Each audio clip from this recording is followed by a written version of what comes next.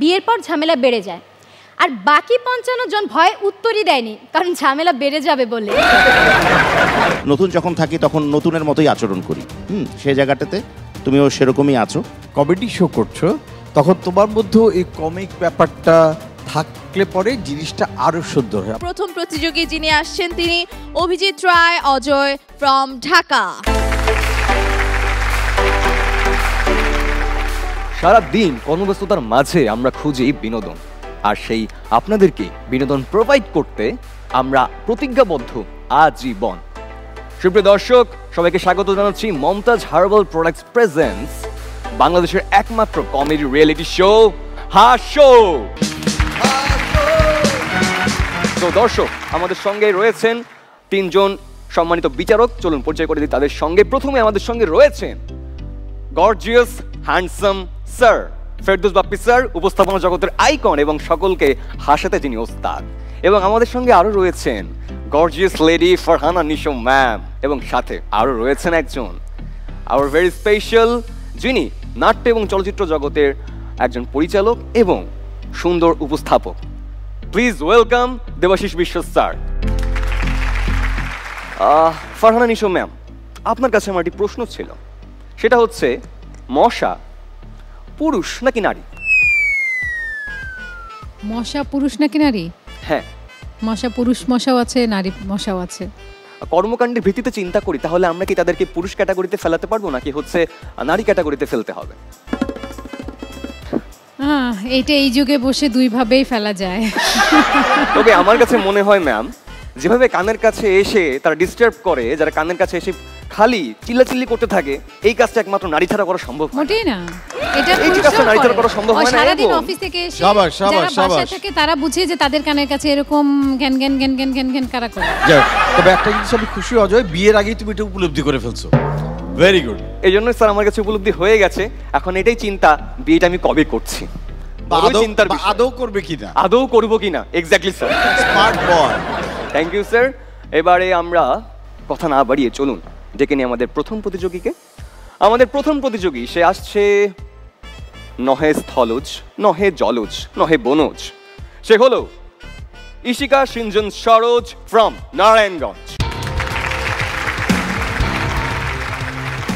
অভিজিৎ দা, made in Narayanganj, খেলা হবে। খেলা হবে। আচ্ছা আপনারা বলুন তো, চীন আর জাপান কেন এগিয়ে গেছে? কারণ ওদের নাক বোচা। এক্স্যাক্টলি, ওদের নাক বোচা, তাই কারো ব্যাপারে গলাতে পারে না। তাই 100 জন বিবাহিত পুরুষকে এক সমীক্ষায় জিজ্ঞেস করা হলো যে বিয়ের পর কি ঝামেলা আসলেই বেড়ে যায়। তাদের মধ্যে 45 জন উত্তর দিলেন যে হ্যাঁ, বিয়ের পর ঝামেলা বেড়ে যায়, আর বাকি 55 জন ভয়ে উত্তরই দেয়নি, কারণ ঝামেলা বেড়ে যাবে বলে। কিছুদিন আগে আমি এক ডেন্টিস্টের কাছে গিয়ে জিজ্ঞেস করলাম, আচ্ছা একটা টুথব্রাশ কয়দিন ইউজ করা ভালো? ডেন্টিস্ট বলল, যদি তুমি চায়নায় থাকো তাহলে 15 দিন, যদি লন্ডনে থাকো তাহলে 1 মাস, আর যদি আমেরিকায় থাকো তাহলে 2 মাস, আর যদি বাংলাদেশে থাকো বাবা, প্রথম 3 মাস এটা দিয়ে তুমি দাঁত মাজবে, তারপরের 3 মাস এটা দিয়ে তুমি চুলে কলপ লাগাবে, তারপর 2 মাস এটা দিয়ে তুমি ঘরে চিপা চাপার ময়লা মুছবে, আর তারপর যখন ব্রাশের সবগুলো হেয়ার পড়ে যাবে তখন সেটাকে তুমি জুতার ফিতা পরানোর কাজে ব্যবহার করবে। একদম ঠিক, শাবাশ শাবাশ শাবাশ, ঠিক। ক্লাসে একবার এক ম্যাডাম বাচ্চাদেরকে জিজ্ঞেস করছিল যে বাচ্চারা বলো তো, পদ্মা সেতু কোন নদীর উপর অবস্থিত? তো বাচ্চারা সবাই উত্তর দিল, ম্যাডাম পদ্মা সেতু পদ্মা নদীর উপর অবস্থিত। রাইট। ম্যাডাম বলল না, ভুল অ্যান্সার, পদ্মা সেতু বুড়িগঙ্গা নদীর উপর অবস্থিত। সে কি? বাচ্চারা তো গেল বিভ্রান্ত হয়ে। তো তারা বাসায় গিয়ে তাদের প্যারেন্টসদেরকে জানালো। পরের দিন অভিভাবকরা সবাই মিলে প্রিন্সিপাল স্যারের রুমে গিয়ে বলল যে স্যার, আপনার স্কুলে ভুল শেখানো হচ্ছে, কারণটা কি? প্রিন্সিপাল স্যার বলল, দেখেন গত 6 মাস ধরে আপনাদের বাচ্চার বেতন বকেয়া রেখে দিয়েছেন, যতদিন না পর্যন্ত এই বেতন বকেয়া থাকবে ততদিন পর্যন্ত পদ্মা সেতু বুড়িগঙ্গা নদীর তীরেই থাকবে। উত্তম প্রস্তাব। আমার এক ভাবি গেল জুতার দোকানে জুতা কিনতে। দোকানে ঢোকার সাথে সাথেই দোকানদার ভাবি স্যানিটাইজার দিয়ে ভাবির পা মুছে দিল, ভালোভাবে স্যানিটাইজ করে দিল। তারপর সাবান দিয়ে পা ধুয়ে তোয়ালে দিয়ে মুছে দিল। সে কি? তারপর এক জোড়া জুতা এনে ভাবির পায়ে পরিয়ে দিল।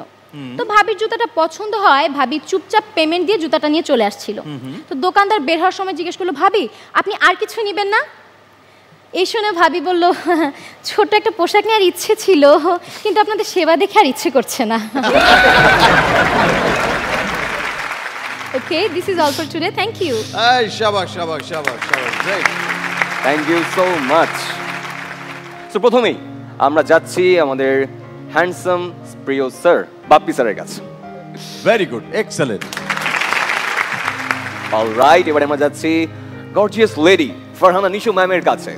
ভালো ছিল, with good sense of humour, ভালো লেগেছে। Thank you, ma'am. অলরাইট, এবারে আমরা যাচ্ছি দেবাশিস স্যার, প্লিজ। খুব ভালো লেগেছে আমার, দোয়া রাখবেন। Thank you. Alright, so best of luck, please take your seat. তো সুপ্রিয় দর্শক, দেখতে দেখতে বিরতি নেওয়ার সময় হয়ে গেল এবং বিরতি নিতে হচ্ছে, যাচ্ছি কিন্তু যাচ্ছি না। সো দেখতে থাকুন, এনটিভির পর্দার সঙ্গেই থাকুন।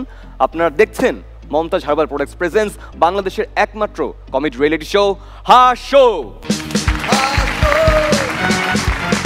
দেখি এই হাহা শোতে যিনি আসলে এই শো এর মূল কাণ্ডারি, সে কি বলে। দেবাশিস বিশ্বাস, কেমন লাগলো? নতুন হিসেবে আমরা সবাই কিন্তু নতুন যখন থাকি তখন নতুনের মতোই আচরণ করি। সেই জায়গাটাতে তুমিও সেরকমই আছো। তোমার হাত যেটা, দুটো হাত, এই হাতের ব্যবহার একটু কমাবে। দুটো হাত যেভাবে ছড়াও তাতে তোমার পারফরমেন্সে যেটা আমরা শুনবো, তোমার কথার জায়গায় হাতের দিকে নজর চলে যায় বেশি, বা ওটা একটু ডিস্টার্বিং হয়ে যায়, ঠিক আছে? দ্বিতীয়টা হচ্ছে, যেহেতু এটা হাসো, তো সেই জায়গায় যিনি পার্টিসিপেন্ট, মানে আমি পার্টিসিপেন্ট যিনি আছেন, তার সাথে তুমি তো মেইন পার্টিসিপেন্ট এই অনুষ্ঠানের, তো তোমার কমিউনিকেশনটা আরেকটু স্ট্রং হতে হবে। All the very best. Thank you so much. Thank you Debashish দা। এবার চলে যাব super lady the gorgeous Farhana Nisho. Overall performance was definitely good, আগের চেয়ে অনেক বেটার। বা ধরো ডিফারেন্ট শো করে এসে this was the toughest part, এবং সেখানে আমার মনে হয়েছে যে আগের পারফরমেন্সগুলোর তুলনায় অনেক ভালোই হয়েছে। Okay, thank you so much. Power house Bappi ভাই, যখন তুমি একটা কমেডি শো করছো তখন তোমার মধ্যে এই কমিক ব্যাপারটা থাকলে পরে জিনিসটা আরো সুন্দর হয়। আমরা বারবার বলি না একটা কথা, যে ভ্যালু অ্যাড অন করা কঠিন কাজ, কিন্তু আমি নিশ্চিত তুমি চেষ্টা করলে এই কঠিন কাজটা করতে পারবে। Thank you so much. Thank you so much Ferdous Bappi, and thank you so much Ajay.